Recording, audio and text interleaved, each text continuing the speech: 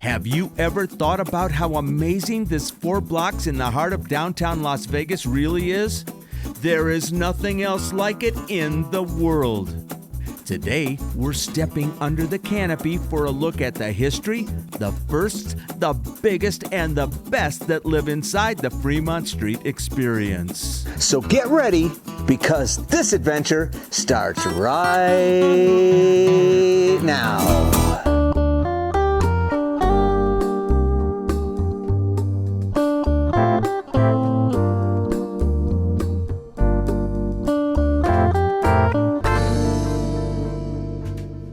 Our story starts here at the corner of Fremont and Main.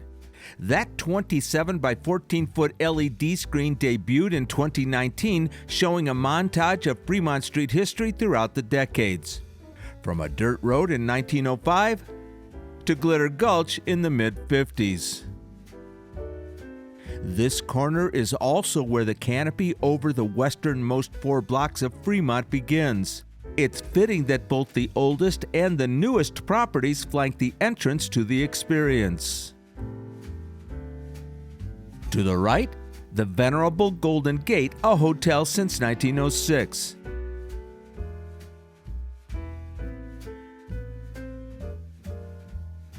And across from that, Circa, which opened in 2020, the first new downtown resort in 40 years.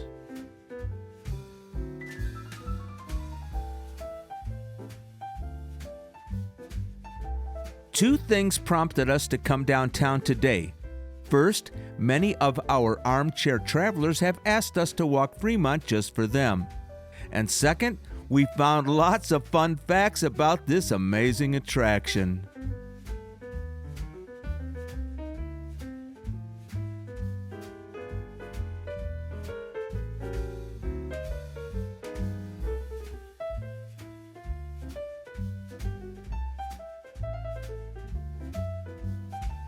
Let's get the biggest topic out of the way first. And when I say big, I mean the biggest in the world. The Viva Vision Canopy, 90 feet tall at the top and 1,375 feet long.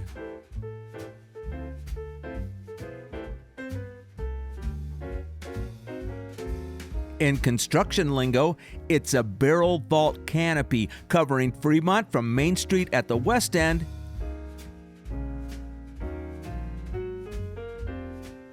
to 4th Street on the east. We took this video from the top of Binion's.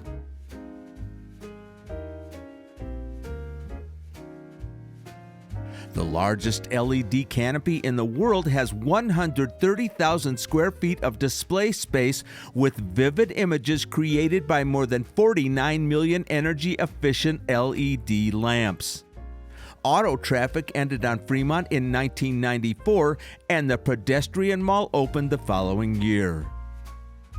There are 220 speakers inside the canopy, putting out 550,000 watts of wall-to-wall sound. Okay, we're going to visit the properties underneath here and share unique fun facts about every one of them. We'll start with the Golden Gate, the first hotel on Fremont and still the smallest.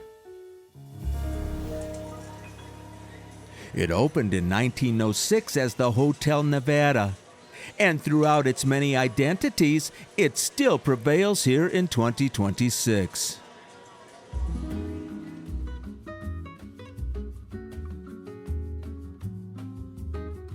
This place has a lot of history and was a favorite with the stars who were performing in Las Vegas in the 1950s and 60s.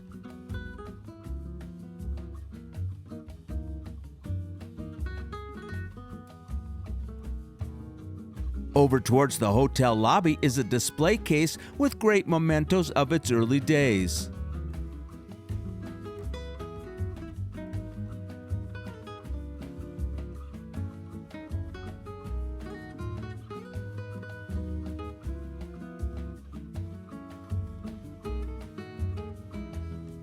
This hotel had the very first telephone in Las Vegas with a phone number of 1. Makes you wonder, who did they call if they were the first? And the collage in the lobby tells the story of all those name changes I mentioned earlier. Golden Gate is owned by brothers Greg and Derek Stevens, who purchased it 10 years ago. At about the same time, they were buying up all the properties across Fremont, and in 2020, up went Circa. We're going to take a quick spin through Circa next. When you first enter the casino floor, it looks similar to many others on Fremont and around Las Vegas, but they built things big in here.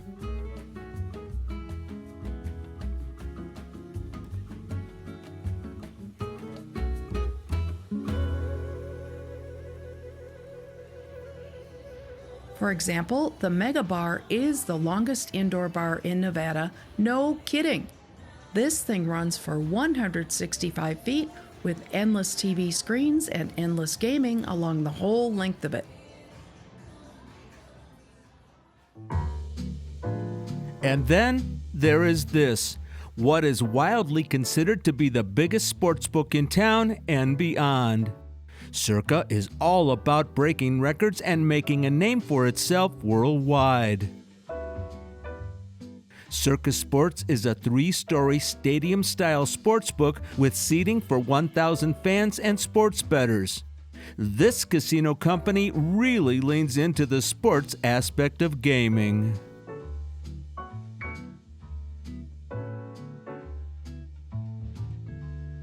There's a lot about Circa that celebrates Las Vegas history, but none more visibly than this. The Stevens brothers had the neon masterpiece Vegas Vicky beautifully restored and perched her here adjacent to the lobby bar.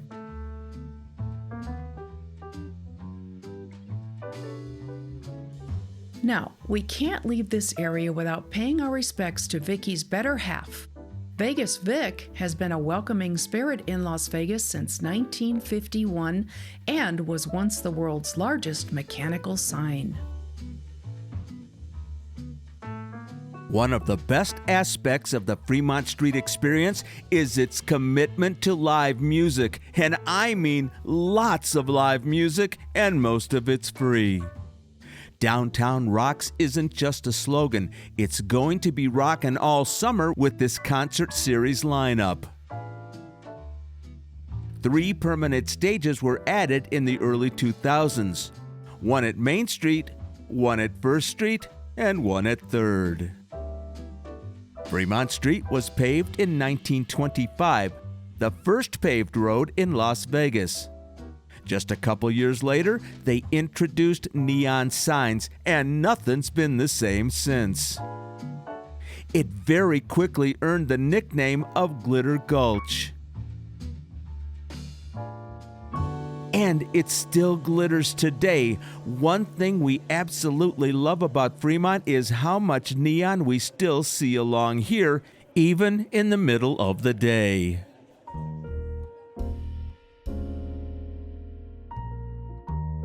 All right, we've crossed First, and we're now entering the second block of the Fremont Street Experience. There are 2 large casino hotels occupying the entire length of it. On the north side is Binion's, what was once known as the Horseshoe Casino, circa 1951. There's some great history inside this building, too. We can maybe blame Binion's for the term carpet joint. Benny Binion was the first casino operator to install carpeting, replacing the sawdust on the floor. Thank goodness! Binion's always emphasized gambling and made it accessible for all patrons at all gaming levels. No high rollers here. The Binion family owned and operated it until 2004. It is currently owned by TLC Casino Enterprises.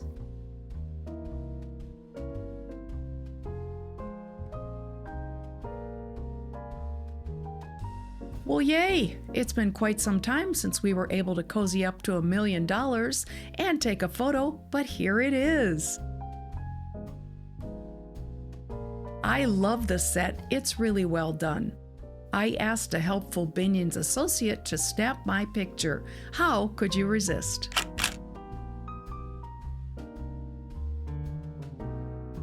Before we leave Binion's, one more thing to note.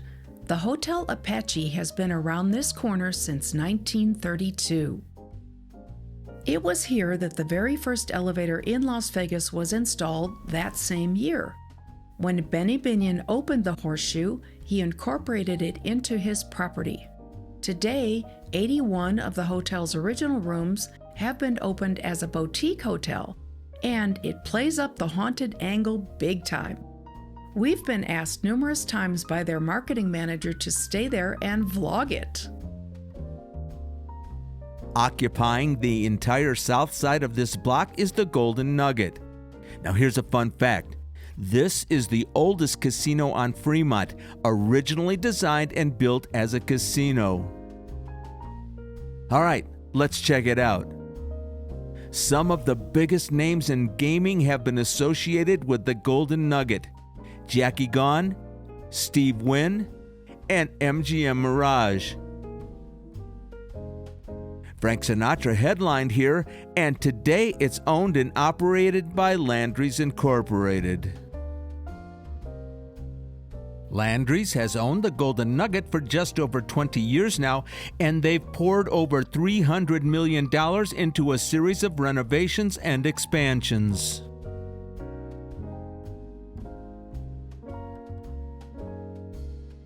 We don't often show a bathroom, but Paula had to snap a pic of this ladies' room. This is definitely a downtown luxury property. Here are a couple of awards that the Golden Nugget earned back in 2025. The Golden Nugget has a very active and vibrant entertainment schedule in their showroom. Always a welcome sight for me. Right now, we're on the hunt for the world's largest gold nugget, which we've been told is just off the lobby. Here's the lobby with those elegant light fixtures. And around past the steakhouse, another hall leads to our destination. In this display case is the world's largest gold nugget on public display, named the Hand of Faith.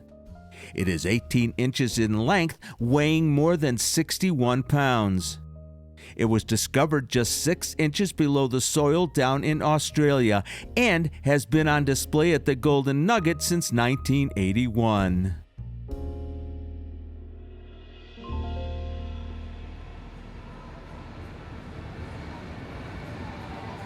Yet again, we are crossing the street, in this case Casino Center, which is the only through street that passes under the Canopy.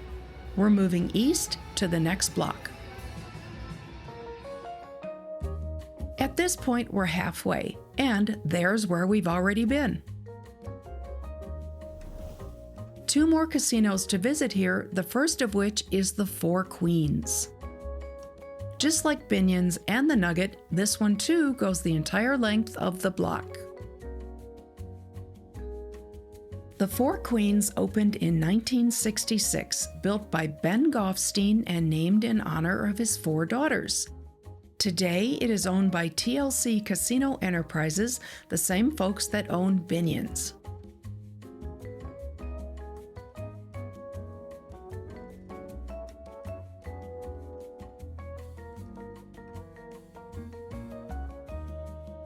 Most notable in the casino is Hugo's Cellar, recipient of endless awards and recognition for its excellence.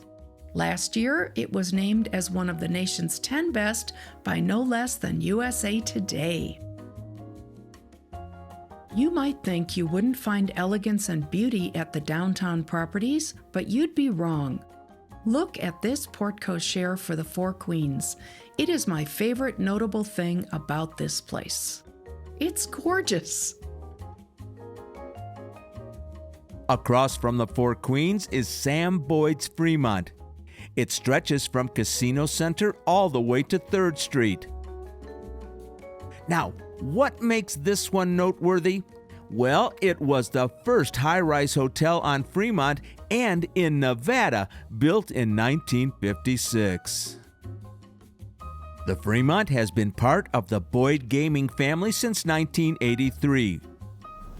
What we liked about this one was the bright interior of the casino and how widely spaced the slot machines and aisles are. It feels very spacious in here, what do you think?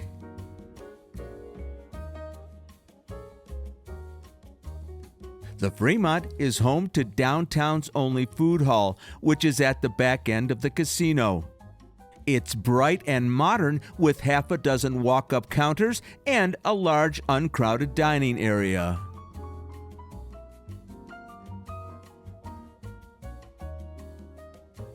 One more crossing and we've reached the last block of our tour. Diagonal from the Fremont is the D, the last of the 7 casinos we will visit.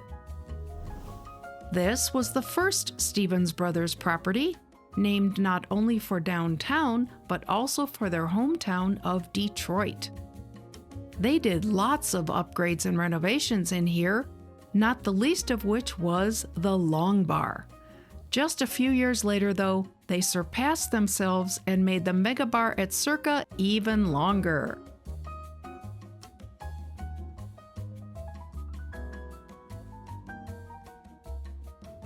The owners being from Detroit, it was natural to bring along some homegrown Detroit food outlets, like this one, American Coney Island. This hot dog stand got its start way back in 1917 and is still owned by the same family well over a century later. If you've ever walked Fremont, you couldn't miss the fun neon sign for this place. I'm definitely ready for a sit-down and a hot dog. Let's do it. According to the history, the American Coney dog is the Motor City's most beloved comfort food, and this place has even been lauded on the Food Network and the Travel Channel. I gave it high marks, and boy, I loved the price, just $9 for a dog and a Coke. Now, there's no casino on the north side of this block, but this place looks very, very interesting. InTheGame describes itself on its website as an arcade freak show of games and attractions located inside the historic El Portal Theater. We just love the floor treatment. Inside is a selection of well-known arcade games, all bright and shiny and new-looking. The InTheGame folks will be happy to host a party or large group, and this sounds like a fun way to spend an evening, especially if you can partake at the Tipsy Gypsy Bar. You can tell by the open sky in front of us that we are reaching the end of the Canopy. That's 4th Street ahead of us. When we cross 4th, we take our last look at the Canopy construction, how it wraps itself around the north and south sides of Fremont Street. This is really a marvel. Okay, one more quick thing to note about the Fremont Street Experience. It in fact runs 5 blocks. The 5th one is between 4th Street and Las Vegas Boulevard, but it's not under the canopy, and that's why we didn't cover it. Okay, is that a lot of facts and figures for you just about the downtown canopy? We actually loved, when we looked that up, we just couldn't believe the lists of fun facts and firsts. And the first, can you imagine having a telephone down there and nobody else in the whole entire valley has one? That's just... that is actually mind-boggling. Yeah, it is. It's mind-boggling. All right, if you're not subscribed, please subscribe. Don't forget to hit that notification button. Anything else you want to tell these nice people, Miss Paula? Oh, I don't know. I sure hope you enjoyed that walkabout. That was actually by request, and I had such a fun time doing it. And the hot dog at the end was kind of the icing on the cake. All right. Coming up in a little bit, you're going to see our end card. If you want to check out another video, go click on one of them, right? We'd love it if you would. Hope you had a good time. We'll see you next time. Bye-bye, everybody. Bye-bye, airplane. Bye, airplane. Bye.